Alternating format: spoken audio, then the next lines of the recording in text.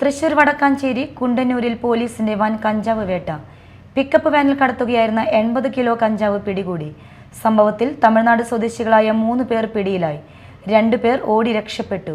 തമിഴ്നാട് ധർമ്മപുരി സ്വദേശികളായ പൂവരശ്, മണി, ദിവിത്ത് എന്നിവരാണ് പിടിയിലായത്. ഇന്ന് പുലർച്ചെ 1 മണിയോടെ കുണ്ടൂർ ചുങ്കത്തിന് സമീപം നടത്തിയ വാഹന പരിശോധനയിലാണ് കഞ്ചാവ് പിടികൂടിയത്.